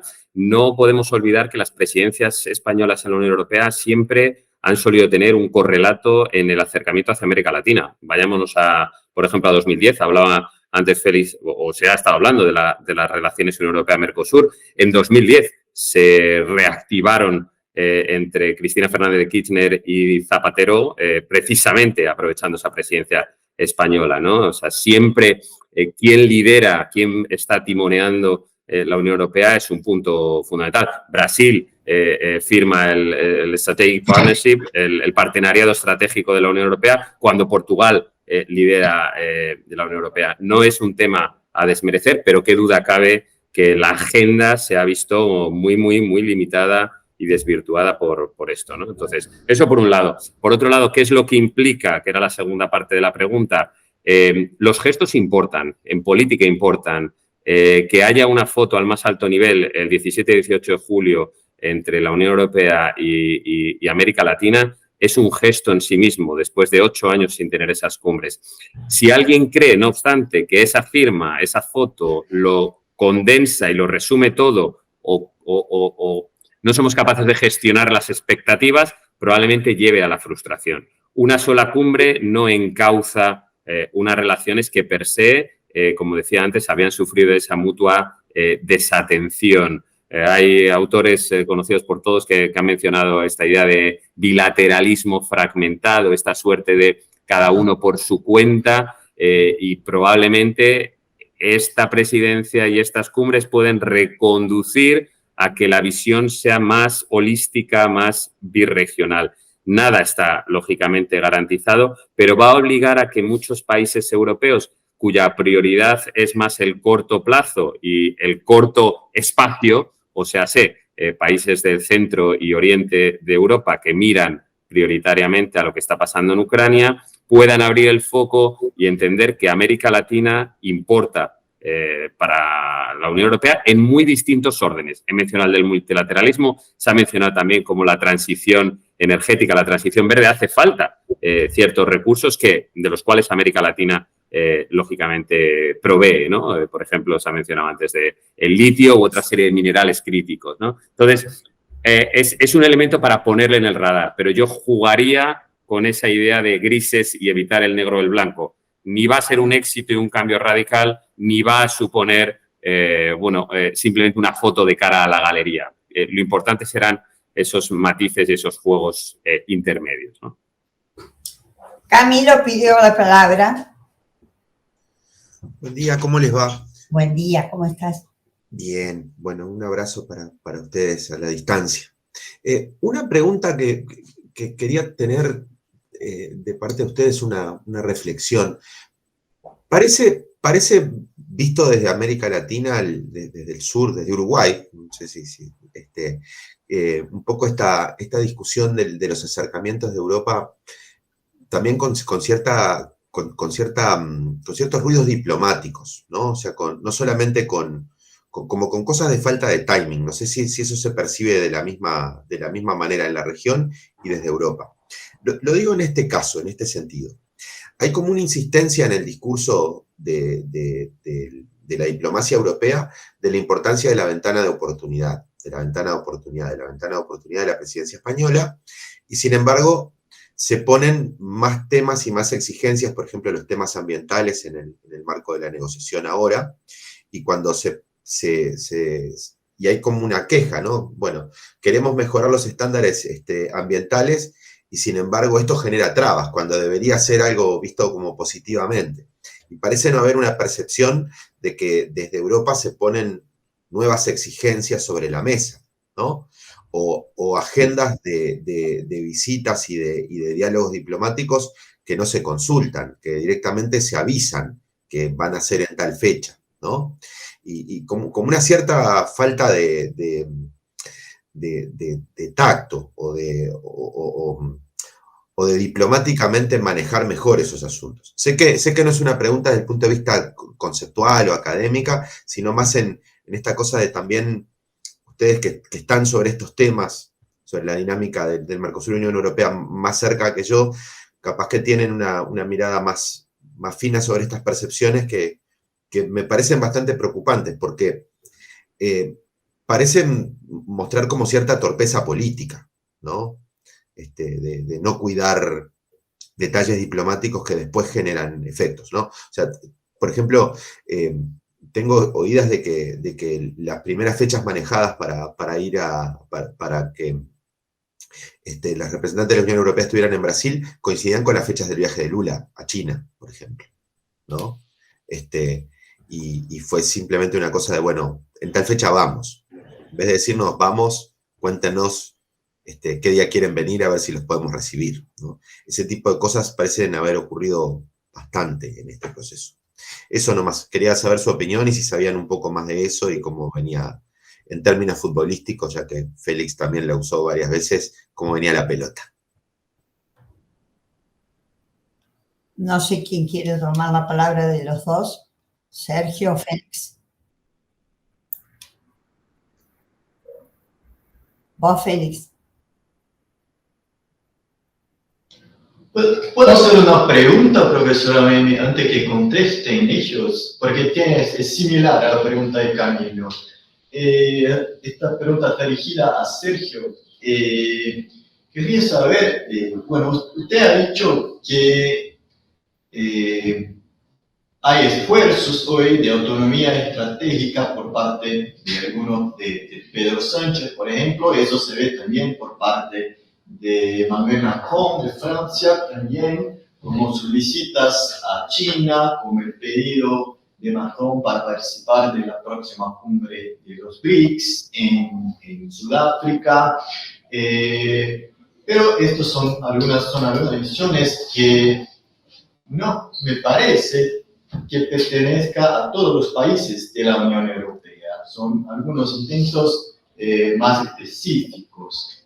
Y ahora, en este escenario de la política internacional, de transformaciones, de incertidumbre, sobre todo tras la invasión rusa de Ucrania, vemos una discrepancia muy grande, muy larga, entre las posiciones y las visiones, perspectivas políticas de países de la Unión Europea y de los países del sur global. Así que mi pregunta es, ¿por qué todavía hay tanta dificultad de parte de Europa para comprender las demandas, las necesidades y las posiciones incluso políticas del sur global, y eso incluye a América Latina. Muchas gracias. Yo quiero aprovechar esta pregunta que acaban de hacer desde allá, desde Brasil, para empatar esto que Sergio mencionó dentro de su presentación. Él dice que España es el espacio que da una visión de legitimidad a la región latinoamericana. Entonces, escuchando también y empatando un poco lo que dijo Camilo hace un momento cuando habló de China y cómo se reunieron y cómo llegaron, me gustaría saber cuál es la posición de España al respecto de Asia. ¿Qué expectativas, qué desafíos, qué oportunidades y qué posibilidades tiene España al respecto de la región asiática? ¿Por qué? Bueno, porque actualmente he visto y he comprobado en otros trabajos que justamente el estancamiento de los procesos de integración y del avance en los procesos de integración latinoamericano ocurre por la mirada certera y muy positiva de la región latinoamericana hacia Asia. La realidad, nosotros la podemos ver dentro del mismo Mercosur, cuando se firman acuerdos en relación a la Unión Europea, pero por otro lado Brasil se sienta como socio bilateral con Singapur. Y por otro lado tenemos a Uruguay con Vietnam y así sucesivamente. Entonces me gustaría saber tu opinión al respecto.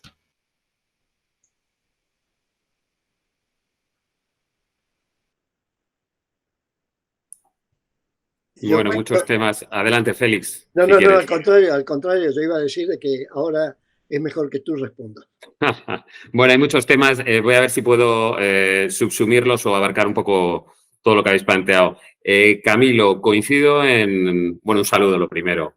Más allá de mails, hace tiempo que nos debíamos vernos cara a cara. Oye, coincido con lo que dices, estas torpezas diplomáticas creo que han sido por todos los lados. También es verdad que cuando la gira que ha hecho Lula por Europa fue especialmente errática o insatisfactoria, cuando se salía del guión en muchos para mantener o para dejar clara cuál era la postura brasileña, ¿no? Y tenía que ser corregido por Itamaraty en muchas ocasiones.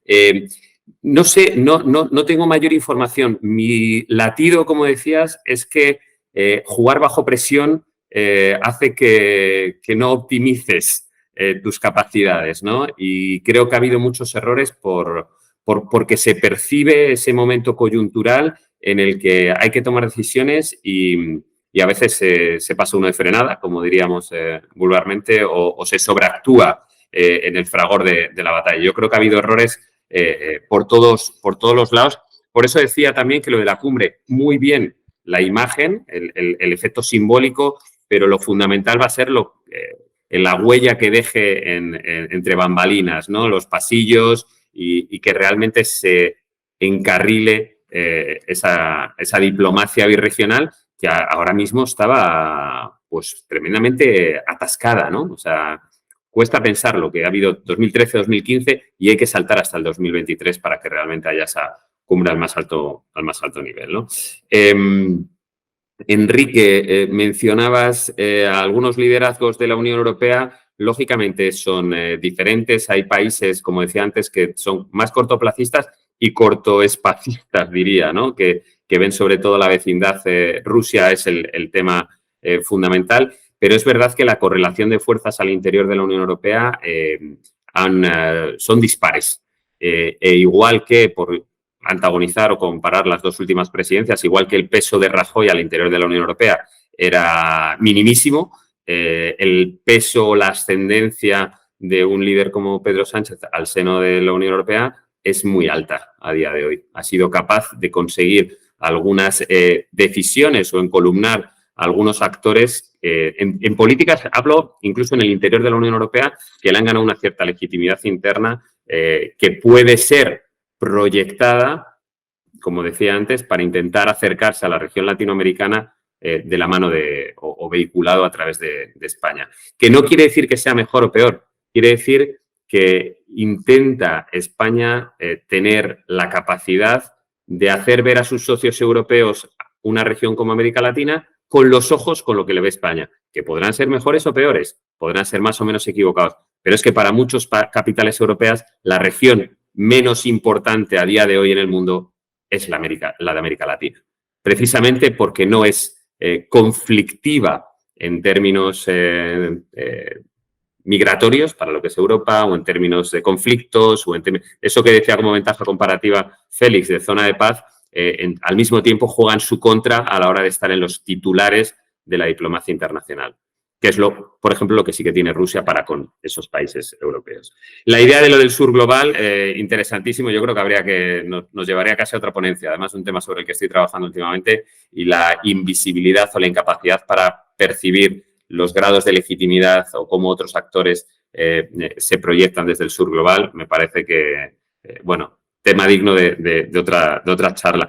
Y por entroncar con eso que decía Satsidi, yo señalaría que realmente el potencial diplomático de España se circunscribe y de ahí empezaba a dos ámbitos. Más allá de Europa, que es política doméstica, ya, bueno, desde el 86 que se adhiere, hay dos ámbitos en los que tiene algo que decir España, para bien o para mal. Uno de ellos es América Latina, por todo lo que hemos mencionado. El otro es el Mediterráneo.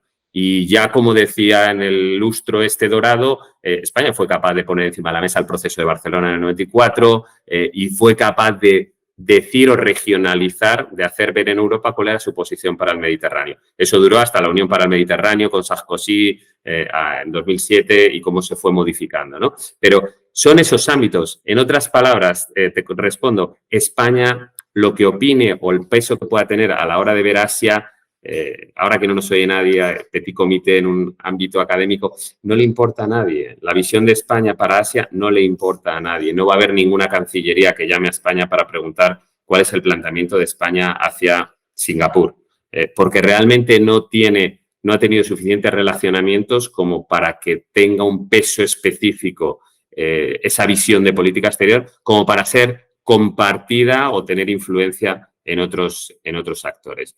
Por eso señalaba, no es, has mencionado algo sobre la legitimación, no es que la América Latina no tenga legitimidad, al contrario, es que España se intenta legitimar como actor internacional gracias al rol o a la diplomacia o al acercamiento que puede tener con una región como la latinoamericana y también en lo que tiene que ver con la cuenca mediterránea. Son los dos grandes esferas o áreas en las que puede tener algo que decir. Sobre la Antártida nadie va a preguntar a España, por poner un ejemplo un poco así más descabellado. Lo dejo ahí porque yo creo que estoy muy fuera de tiempo. Félix, no sé si quieres completar algo. Solamente complementaría casi insistiendo en algún punto. Y yo tengo la impresión de que hay que decirlo en forma clara y que tenemos la ventaja en esta reunión de poder hablar con claridad. Yo tengo la impresión de que si pasa la reunión de julio de Bruselas y seguimos teniendo buenos argumentos para tener dudas y fuertes dudas de que el acuerdo Unión Europea-Mercosur alguna vez va a salir, sería realmente serio. Yo tengo la impresión de que es necesario encontrar fórmulas que permitan mandar la señal clara. Estamos en esa dirección, vamos a dar pasos ahora y luego los vamos a ir definiendo a medida que vayamos avanzando. Y que por lo tanto, si tenemos que constatar de que no tiene sentido seguir hablando de esto, que se produzca en un número X de años, cuando ya realmente llegamos a la conclusión de que no tiene sentido el seguir hablando de una cooperación birregional entre la Unión Europea y el Mercosur. Y muy probablemente la forma de lograrlo, de lograr que esto vaya en esa dirección, sería el que del lado del Mercosur, como mínimo, se deje bien claro que de todas maneras, sí o sí, vamos a seguir el camino que hemos iniciado y que habría que seguirlo más fuertemente con algunos de los grandes protagonistas del escenario global, que son China, Estados Unidos e India.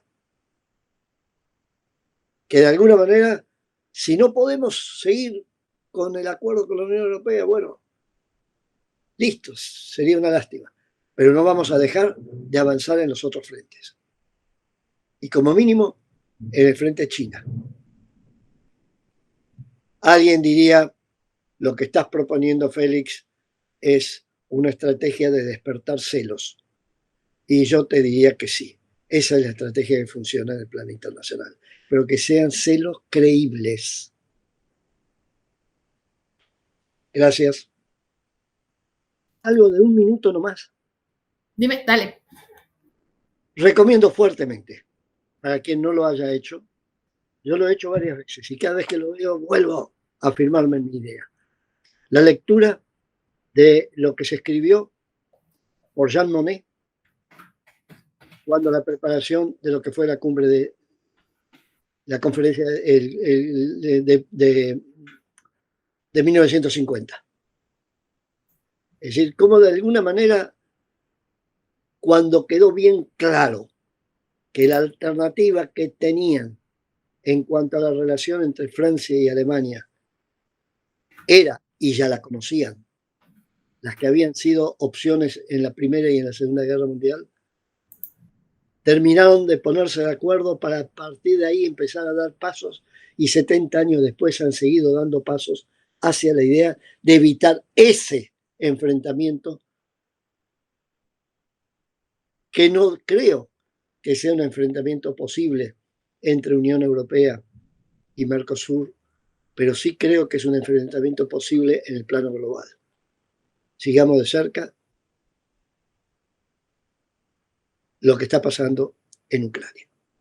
No en Ucrania, sino en Europa. No en Europa, sino en el plano global. Gracias y perdón la insistencia.